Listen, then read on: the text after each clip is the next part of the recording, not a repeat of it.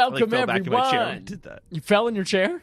I almost fell back in my chair when I clapped. Clapping is dangerous. Don't do that at home, everyone. You know, though, if you were a seal, you'd be an expert at it. Or. Get it? Because they clap I like was that. like, where is he going with They this? clap their fins together and they balance things on their noses. Or those sea lions. It doesn't matter. They're exactly the same. Welcome to Respawn Aim Fire Side Quest, which is our special fancy way of saying this is not a main episode. This is our BARF episode for Metal Gear Solid. I am Chad Michael Innes. That's Holden DePardo. Hello. And we're here to talk about our experiences with a backlog game and our backlog accomplishment with Respawn and Friends segment. Short name is BARF. So once a month, we play a game that we should have played in the past or wanted to have played or maybe we've forgotten about or is a classic that neither of us played. And we do that along with you, the community. If you want to have influence on what we say, patreon.com/respawnaimfire. Sorry, what we play, not what we say. We are not a mouthpiece for your thoughts. Actually, we are. Write in and tell us what you thought about the game, and we will read those thoughts and discuss them. Don't listen to anything I just said. It was a lie. We do. Please control what comes out of my mouth with money. $1 a month, get you all that, plus more. Welcome to Respawn Aimfire's Metal Gear Solid. Holden, let's chat about this game. First by talking about, have you played this game before? I have not played this game before, but as I was telling you before we started recording, I did actually play a little bit of Metal Gear Solid 3 Snake Eater on Vita, because the HD collection, and I started playing the opening level of Sons of Liberty and didn't make it very far. Did you play them in that order? Yes. Interesting choice. Cool. I know, because chronologically it does work better that way, doesn't it? Chronologically, 3 comes before 2. Yeah. But, yeah, interesting choice. Had you ever played Twin Snakes on GameCube? No, I did not play Twin Snakes on GameCube. Oh, I also played a little bit of Peace Walker. Great. On the Great. On the PUSPA. I have played this game before. And in playing it again this time, I realized that I think I've played it 2 or 3 times before. Or what's more likely, my best friend in high school, Tim, his favorite game of all time, his favorite game series is Metal Gear Solid. So I probably watched him play Metal Gear. I think Twin Snakes came out right around when we were becoming friends as well. So yes, I have experience with this game. But then we were texting back and forth a little bit while we were playing it. And there were even parts that I forgot about. That as I was playing, I was like, oh, that's right, you have to do this way.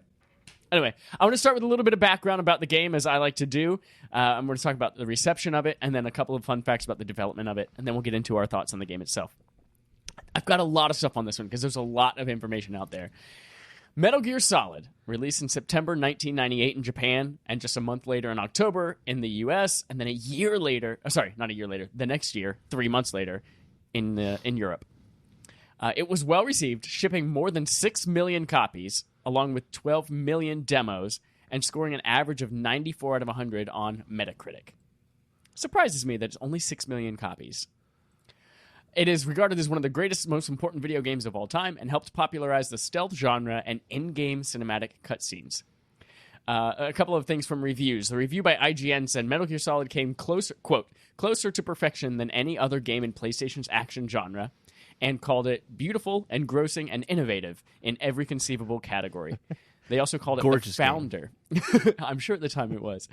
I know, at the time it totally was, yeah. The founder of the stealth genre. Most of every other review that I could ever find, and that the Wikipedia article linked me to, had very, very similar things to say about it. GameSpot, however, was the only one I could find that had other things. It said GameSpot was critical of how easy it is for the player to avoid being seen, as well as the game's short length, calling it, quote, more of a work of art than an actual game. Metal Gear Solid received an Excellence Award for Interactive Art at the 1998 Japan Media Arts Festival, but, get this, at the Academy of Interactive Arts and Sciences, it was nominated for Outstanding Achievement in Character or Story Development, but it lost that award in 1998. Can you guess the game that it lost the Outstanding Achievement in Character or Story Development to? Banjo-Kazooie. Almost equally as stupid, Pokemon Red and Blue. Really? Yes. Yes. Metal Gear Solid lost to Pokemon Red and Blue for Outstanding Achievement in Character or Story Development. I mean, I could say, like, character art because of all the different Pokemon, but like development. What character development? Nope, nothing. Another award. Interesting. The Guinness World Records awarded Metal Gear Solid with a record for the most innovative use of a video game controller for the boss fight with Psycho Mantis, and it was in the 2008 Gamers Edition of the Guinness World Records.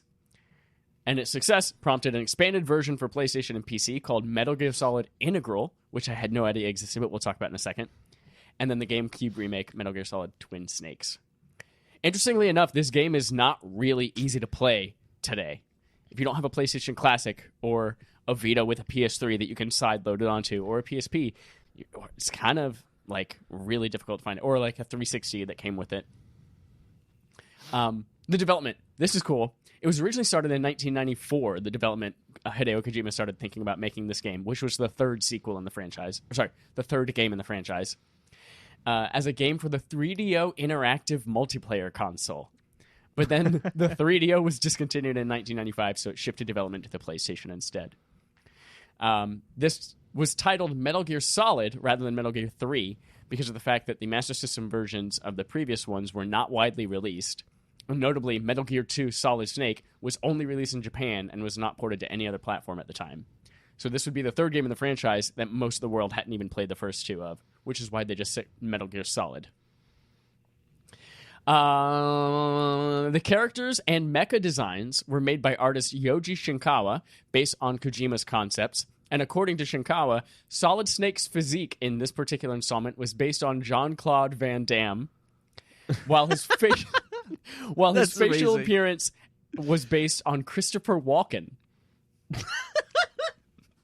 No, it wasn't. I know what you're thinking. How are these Barbie doll action figures, whose faces are basically just blobs, based on Christopher Walken and Jean-Claude Van Damme? But if you actually look in the booklet that came in the CD, there's all the artwork, and I totally understand it. Speaking of... Yeah, but the character models themselves, like, that's not mimicking anyone. It's barely even a person in the first place. Yeah, they are straight-up action figures. I'll be more positive about the game in a second. I'm being harsh. Out of curiosity, this will come up a little bit later. Did you look at the game booklet at all? No. Not even when it was prompted you to in the game? Did it? We'll talk about that later. Released on June 25th, 1999 for the PlayStation in Japan, Metal Gear Solid Integral. This was the expanded version. I'd never heard of this before today. There's an expanded version that came with features in Japan. It added things from American and European versions, like the voiceover languages and different dialogue. But it also added an alternate sneaking suit outfit for Meryl for when Snake is dressed up in the tuxedo. Apparently, if you played the game 3 times on the same save file, Snake wears a tuxedo instead. Well, that's cool. But then this is what I thought was most interesting. It added a very easy difficulty setting where the player starts the mission armed with a suppressor-equipped MP5 submachine gun with infinite ammo, an 8th codec frequency featuring commentary from the development team in every area and boss encounter, hidden music tracks, and an alternate game mode where the player controls Snake from a first-person perspective. And then the torture event was also made easier, reducing the number of rounds of 3 per session instead of 5. I thought that was interesting and noteworthy because that was often for Metal Gear Solid Twin Snakes what people mentioned broke the game, is that it was way too easy when you can just switch to first-person view and shoot people. And then turns out that was actually a very easy difficulty setting, was that first-person view. So that's they remade this 6 years later for Twin Snakes. That would make one part in particular I can think of a lot easier. It's early in the game. We'll get to it when we talk about the game. Yeah. So that's it. That's all the background I have on it. I know that was a lot to go through, but I thought it was cool to have some perspective how the industry viewed it and some cool development stuff. What was your overall kind of experience with this game? Yay, nay, why? Yay. Overall, I was surprised by how cinematic the game still feels despite looking like a PS1 game. Oh, yeah. That was the thing that really surprised me. And I think a lot of that is because when you kind of get to those cutscene moments, it feels more like the scene of a movie, as much as they could replicate on the PS1. But I kind of got that sense of like, oh, this is why people see him as this visionary. I get it now. Because before I just kind of played Snake Eater, and I'm like, okay, it's a stealth game. I get it. It's a stealth game with overly complicated controls. And this I felt controlled a lot simpler, so I was kind of enjoying the immediate gameplay a lot more. But I definitely agree with what GameSpot said, is that it's too easy when it comes to avoiding enemies. It felt less like a stealth game sometimes and more like I was trying to get from point A to point B, but where there are some areas I couldn't go to because there's someone standing there.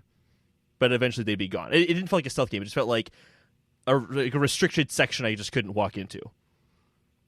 Or I could if I wanted to suffer the consequences. Yeah. I feel like But overall, I really liked it a lot. I obviously enjoyed it. I played it 1, maybe 3 times. I can't remember because that's my brain. Yeah, I'm with you that I'm surprised how well it held up cinematically. And, like, I thought going into it, I was like, this is going to be trash. It's not going to hold up at all. I do still think it's ripe for a remake with updated graphics and the Fox engine. But I'm surprised that I had a blast playing it, and that didn't seem to bother me at all. When you say remake, are you talking more like Resident Evil 1 HD or Resident Evil 2? It would have to be more like Resident Evil 2, I think, nowadays, where it's remade and they have to rethink the game with these updates. Because you can't just twin snakes it and make it first person and break it. Yeah. Because that does exist. It's just up-res textures, well, new textures that are better looking. Yeah. And what I do agree that, yeah, I think it is a little too easy. This obviously is the beginning of Hideo Kojima's criticism of being like playing a movie rather than playing a game. And a lot of people are like, oh, I prefer to play my games instead of just fucking watch them like a movie. I thought it was fascinating anyway. I really enjoyed the story. I followed the story a lot more than I think I ever have in a Metal Gear game, probably because it's the 4th time I've been exposed to it. But I really enjoyed it. Fuck, there's one more thing I'm going to say, but I can remember it sometime later. Yeah, in terms of the story, it's not that I didn't like the story. It's just that it was so weird that it was, for the first time, it's like, okay, cool, I can get into this. Like, you're a spy, you're going in, and you're going to try to find these nukes that can, like, walk around and shit. That sounds scary. Like, let's get in and stop those things from going off. Oh, okay, there's this thing called Fox Die inside of me that's causing people to have heart attacks. Okay. Oh, there's clones, and one of them is the president. Okay. Like, just weird things that... Anyway, it was a strange plot. It was a very strange plot. It started off from, like, totally, like, this is like a little bit of a science fiction-y scenario of, like, these kind of big mechanical nuclear walking bombs, essentially. It just gets really strange. And I heard that the future games are even stranger and the stories are even more complicated. Yep. So it's not going to get more straightforward from here. Yep. And a lot of it is predicated based on you knowing things from other games, which is one of the reasons why I asked you, did you read the booklet? Because for the first time, I actually read through the whole booklet. And I waited until like 3/4 of the way through the game to do it. But I was like, oh my God, they actually have like a summary of Metal Gear and Metal Gear 2 in here. So you understand Liquid's relationship to Big Boss and why Gray Fox was such an important person in Solid Snake's life and things like that. I was like, oh, I didn't realize this was right here. And everything is in that book. Descriptions of all the characters, descriptions of all the weapons and how to use them. I feel like it's kind of spoilers in there as well for some of the items and things that you come across in that game. But that's, back in the day when it was standard, you get a game and you read through the book first. Kind of like Super Metroid we talked about a year and a half I was just thinking ago. About that, yeah. Where, like, shoot the door 700 times. Exactly. With missiles. Yep. You wouldn't know this had you not read the book. There was one time in the game, in fact, I assume you never even got Meryl's codec. Did you ever get to speak to Meryl on the codec? Yeah, of course. Okay. There's a spot in the game where you're supposed to, or maybe it's Nastasha. It's one of them. There's one person where their codec frequency is on the back of the CD case. So I looked it up. I'm like, how the fuck did I look at the CD? Yeah. Gotcha. Yeah. So that was like, at the time, it was like one of those mind-blowing things, as there are several in this game. It was like, oh my God, it's actually on the packaging of the game. I got to go look that up and put that into the game there to talk to somebody. Is that what it was? I was really struggling with that. I'm like, okay, I have it equipped. Hit circle. Okay, that didn't do anything. Hit cross. That didn't do anything. Hit triangle. That didn't do anything. I'm like, what's going on? Yep. Let's talk about the gameplay a little bit. Part of what I love about this game is that it was easy, but rather than being nothing about this game to me felt straightforward. It's not go into a room, figure out how to get to the other end by killing everybody or not killing everybody. There was always some kind of interesting, fascinating trick or cool mechanic that you had to figure out that I had never really... You don't really see in video games a lot.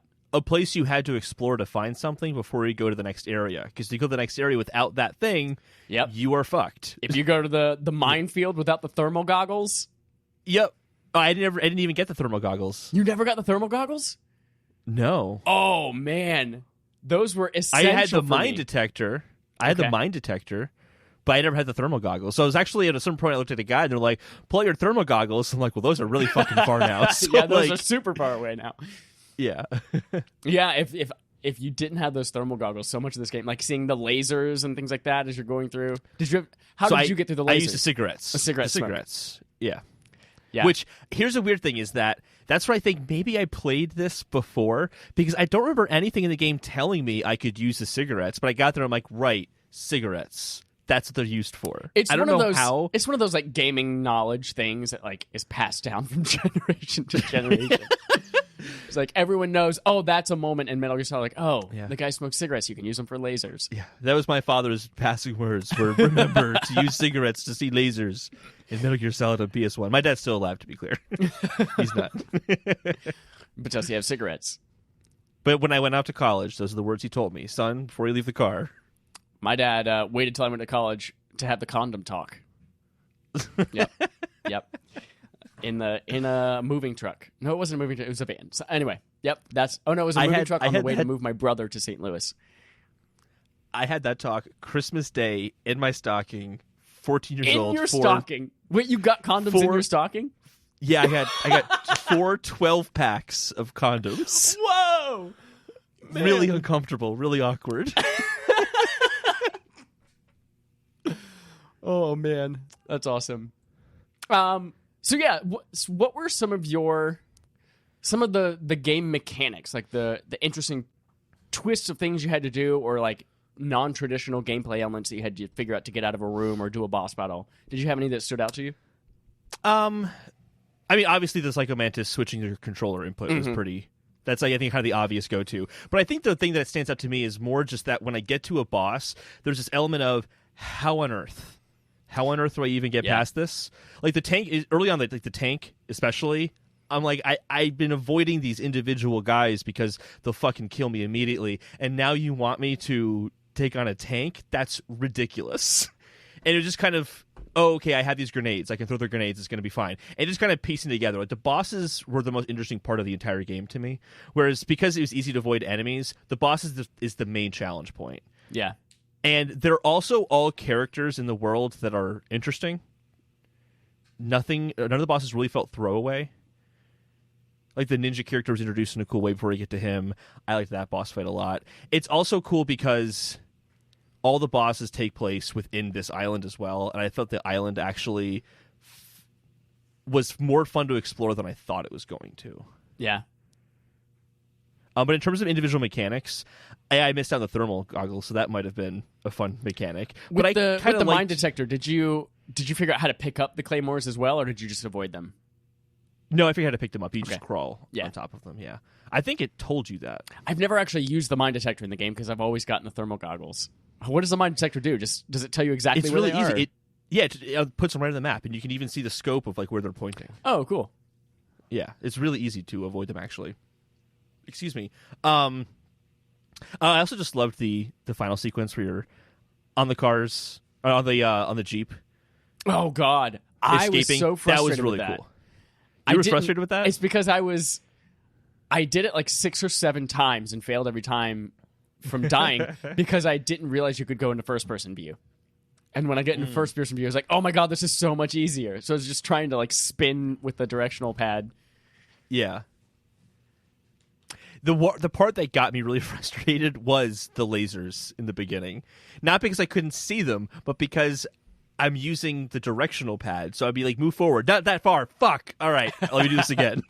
Oh, man. The lasers that got me, the one where you have to go to the basement and get the sniper rifle. Mm-hmm. Because you have to crawl like at a diagonal in order to avoid the lasers. And I hit that thing like 7 or 8 times Every single trips the alarm. And in this game, there's not a finite number of enemies in the room, and you just kill them. In most places, there are sometimes when it's true, but like in that situation, no matter how many dudes I killed, more just kept coming and running into that room.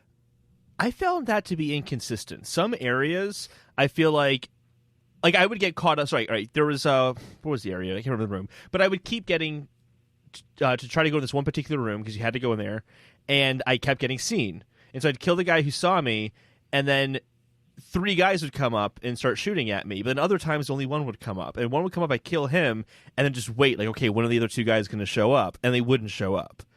So I don't really know, like, what was going on there. I have no idea. I don't know. It was inconsistent for me, too. Something else that I remember being a part of this game, but maybe it wasn't. Maybe it wasn't until Metal Gear Solid 2 that it was introduced. Did you have a non-lethal way to shoot enemies? Like, was there a tranquilizer gun that you found? Because I didn't never find it my whole playthrough. Not that I found. There was supposed to be a way to strangle people, and I found that didn't actually work that well. I had never. That is the biggest complaint is for me in these games is that CQC, close quarters combat, is so terrible from a gameplay mechanic. Like, it's just mashing a button, and you have to get close enough to. So in order for this to work, actually CQC is technically the O button. The square button is the like. Grab them, strangle them, and if you hold them long enough, then they can break out. But if you tap the button a bunch, they're like, and then you snap their neck and they're dead. But you have to press it a bunch. That's something that's in the guide, in the booklet. But then they would escape before you could even do that sometimes. No, as soon as you grab them, you continue to hit the button and just break their neck on demand. Then maybe I was doing it wrong. This is definitely user error then. Because I feel like I would go in to do that, and then I would end up just flipping them over instead. If you're pushing a direction while you hit the square button, it throws them. Okay. It's terrible controls for that. I've always had trouble with it no matter what, every single time I play this game, and the subsequent games that it's in as well. I distinctly remember Peace Walker. They have that opening tutorial on the beach where you're learning close quarters combat, and I kept repeating the tutorial over and over again because like I don't understand this. Yep. I've never felt comfortable and confident with it. Mm-hmm. I think one of my favorite moments where like those gameplay mechanics that are like kind of noteworthy or really cool that I hadn't seen done before is when you have to escape the jail cell, and there's the guard walking around and he's sneezing, and then you have the option like you can hide under the bed if you talk to the people in the codec. You can hide under the bed, but then you can also there's the way to use the ketchup. I didn't do it this time, but I remember from before. Not Huey. That's his dad. Huey Lewis. No, Otacon, whatever Otacon's real name is. His dad is Huey in the other games. But Otacon, Hal Emmerich, he gives you the ketchup and something like that, and you can actually use the ketchup to make it look like blood, and then the guard comes running in, oh my god, because he thinks there's blood everywhere. It's like, so there are like little ways you can do that in order to progress that. I was like, oh, that's a really cool mechanic. I didn't notice that at all. I didn't catch that. I just hid under the bed. Yeah, that's what I ended up doing. I got the time. ration that was there. That was very handy. I needed the ration. Here's a question for you. At the end of the game, did you escape with Meryl or did you escape with Otacon? I escaped with Meryl. Good. So you didn't give up during the torture? No. Did you successfully make it through every single torture thing, like mashing the button, or did it ever go all the way down for you? Oh, I used the respawn points. Oh, you did? I've never given up, but then I've also I've gotten close to failing those, but I've never actually failed it. He says there's no continues. Was there actually a continue? If you failed it? Oh, as soon as I missed the prompt, I just reset. Oh, you just hit reset and went back. Oh, because you were playing a PlayStation Classic. I was playing PlayStation Classic, but here's the cool thing, too. This made the Psycho Mantis fight not that hard. I'm playing at my desk on my monitor, so my PlayStation's literally like an inch from my hand. So it would be like, oh, missed it, reset. But also to the Psycho Mantis, like, I was thinking of the Psycho Mantis fight where I'm like, oh, I switched my input on my controller. I think that would have been more engaging if you're playing as a kid and you're at the TV and you have to walk up to the TV to, like, unplug it. Like, I can see you, like, running up to the TV, like, oh, my God, I gotta do this. Whereas here, I'm just like, well, I'm right here. Just switch it over right now. Yeah. Boom, done. I didn't even try this. Could you leave both controllers plugged in and then just use the second controller? You could use just the second controller, yeah. I should have done that. That would have been even easier. Let's talk about the boss battles, because I think you mentioned this earlier, the bosses are the most interesting part of this. Psycho Mantis obviously is the most popular, most famous one because of course, the I always thought he was the final boss. Psycho Mantis? Yeah. No. I like going into the game. I thought he was the final boss. Oh, like that fight was going to be the final fight, or that? Yeah. Oh, gotcha. No. Not when I was playing, because when I was playing, I'm like, oh, this is happening earlier than I was expecting it to. Did you know the controller trick going into it?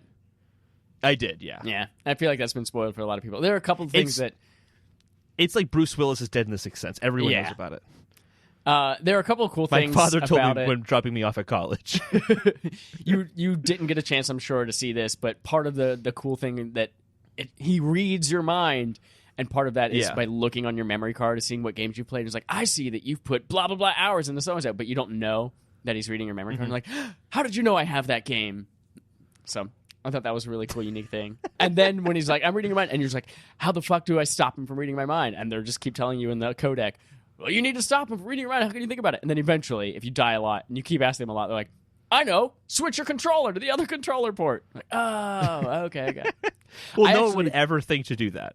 I got stuck there because I was playing on my Vita and I was in China and I was on a plane. I was like, I don't know how I'm going to do this. I think because you can't just like switch your Vita's controller because it is the controller. Yeah, and then I was like, what did he do? How do I do this? And I was hitting the PlayStation button, and I didn't see like an options anywhere. And then I hit the only thing were like find stuff about this game on the internet or read the booklet. And I was like, all right, that's when I read the booklet from start to finish. I was like, is there anything in it? I was like, nothing. I was like, I could have swore there was a way to switch controllers and all this, and like switch discs. Is there like a menu for PlayStation games and Vita where you can choose the controller? If you press and hold the PS button for a few seconds, that menu comes up. But I didn't know that. Yeah. So I just thought, all right, that's as far as I can get in this game right now, and I'm not coming back until Halloween, so I'm not going to finish this game. And then I got to China, Googled it, and I was like, oh, I can press and hold the button. And that's also how you switch discs, too, which happens a little bit more than halfway through the game. Mm-hmm. Let's see, you brought up... What about Sniper Wolf? Those two battles with Sniper Wolf. How did those go for you? Those are actually easier bosses for me. I had a harder time against Ninja and Raven. Ninja? Okay. So first of all, Ninja was the one where we were texting, and I was like, yeah, I totally forgot you had to do this with close quarters combat instead of shooting it. Because I went through all my bullets... I threw all my chaff grenades to stun him, and then I would shoot him, and then I'm out of ammo, and he's only down like an eighth of his health bar. I'm like, fuck, what do I do? He also does a lot of damage when he hits you. He does, yeah. And then it was like, he's like, traditional weapons can't hurt me. And I was like, fucking explosives then. I'm going to throw grenades at you. I'm going to plant C4. I'm going to lay a claymore on the ground. So yeah, that was a cool one. But you got stuck on that one for a while, right? I was stuck on that one for a little while, yeah. Because I didn't piece it together. I was trying different grenades, and I'm like, well, the grenade was too far away. Maybe I have to get better at throwing them, and this is trying to teach me how to like throw grenades properly. And yeah, that was messy. If I had the Nikita missiles, I had the Nikita missiles at that point, I would have just been like in a corner, like shooting missiles out and having it run all over the place. And then he goes invisible at one point, and yeah, that was a tougher one. Speaking of Nikita missiles, how did you handle that second boss battle with Raven? Oh, I used the Nikita missiles to go around the corners. 100% of the time? Not 100% of the time, because I ran out of them eventually. Gotcha. How did you end up finishing it? With grenades or shooting them? Or shooting them, yeah. I thought that was an interesting thing. Like, they set you up to use the Nikita missiles, because you like, right before you go in the door, there's like 5 boxes of missiles. And it works, but then, like, if he spots the missile, then he can shoot it. And you're like, well, fuck, that's hard. And then I started to run low on missiles, and I'm like, you know what? He's running all over this place. I'm just going to run around and plant claymores all over the ground. Took him out in like 15 seconds. He'd hit one, run to the next one, hit it, and it was over so quick after I decided to just plant those on the ground. It was great. The Ocelot one, I learned something. Is Ocelot? That's his name? Yeah, Ocelot. Revolver Ocelot, yeah. Yeah. I had a similar thing where I'm like, I could have done this differently the whole time. I was just chasing him and just shooting square to shoot directly straight forward. I didn't realize you could, I guess, hold down square, and then you can aim that way. Oh, man, I wish I'd known that. You let go. Ocelot. Yeah. What else? Oh, there's the close quarters combat with Liquid at the end as well. Oh, how about the Metal Gear fight? How did that go for you? Well, Metal Gear fight's just awesome because you finally get to see Metal Gear for starters. Yep. But all right, so at that point, I'll be honest, I looked up how to beat the bosses. Oh, you did? Because I'm like, I got to beat this game. Well, so it was before Outer Worlds. I got Outer Worlds and Luigi's Mansion. I'm like, I know I'm going to play both those games before Sunday, so let me just like hash out Metal Gear. And so by the time I got to like the Raven fight, I had looked up the boss battles, and I'm like, to kind of get, because those are the things that are holding me up the most. Yeah. So by the time I got to like Raven and Metal Gear, I had already, they're like first attempts basically. Gotcha. So I didn't really have a hard time with those bosses. I had a hard time with Metal Gear avoiding the rockets. And I died a lot with the rockets until I noticed that, like, all right, when he jumps back, he's about to shoot rockets, and I run at him to avoid him. Because there's no other way, really, to avoid the rockets because they find you. So once I figured that out, I killed him pretty quick. But the only other boss that really gave me a ton of trouble was the Hind D, the helicopter fight. That one, whew, going into it, first of all, having to use rockets all the time, but then it was just like, it was for me, unless I was doing it wrong, I don't know if there was another way to do it, it was just a slow chip away at its health, wait for it to go around, shoot its rockets, and then chip away at its health a little bit. So that one took forever. I'm sure that's how all the boss battles are. You're just chipping away at their health slowly. That's how it works. They have the longest health bar on the planet, and your health bar is a fraction. Yep. So yeah, that was a fun game. I liked it a lot. Did you find I did too. Did you find that it made you interested in other Metal Gear Solid games? Like you want to go back and play any more? That's what I was going to get to. So I thought that was the case initially as I'm playing it. I'm like, man, like I'm liking this control scheme better, but I'm like, I didn't like the control scheme that much in Metal Gear Solid 3 and 2. So I don't know if I'm compelled to go play those games. I liked kind of how this was a simpler version of those games. Yeah.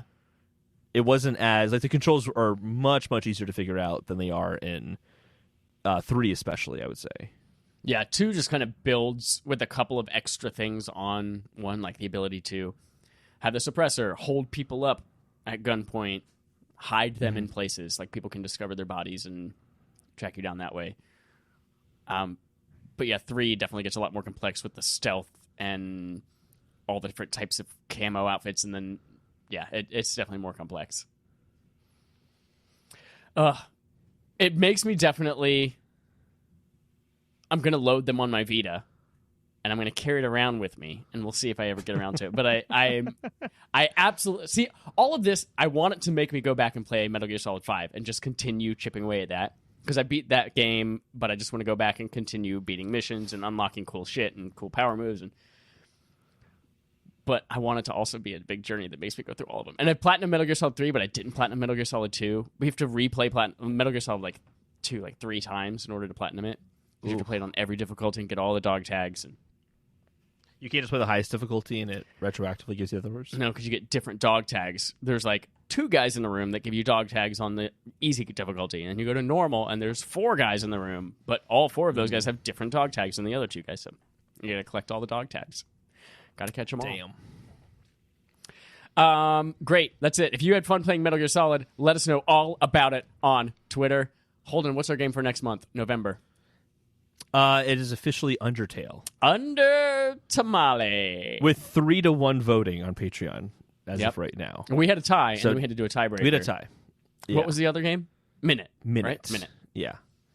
Again, this month in the tiebreaker, it is a bit of BARF, so it is a smaller experience because we have so much shit coming out this month. So this one will hopefully not be as much of a commitment. You can play Undertale on literally anything, even a bottle of Excedrin. If you peel off the label, it's on the underside. I'm excited for you to play this. I've played it before, but I kind of basically mainlined it for the Platinum Trophy, and there's like 100 hours of content in there that I missed because I only played like 4 hours of it, so I'm excited to go back and play it differently or do different items and things in the game too. If you want to vote on whatever December will be, patreon.com/RespawnAimFire also lets you play along with us. We're playing Destiny 2 this month and raiding on Thursday, November 7th. If you want to be part of a raid party, do that. And then you get a cool-ass Star Wars poster, wallpaper for your devices. You get a poster. You can post your wallpaper to Twitter. Boom. You get that as well. Thanks, everyone. We're going to go and record our regular episode now. We love you. Until next time, play Undertale.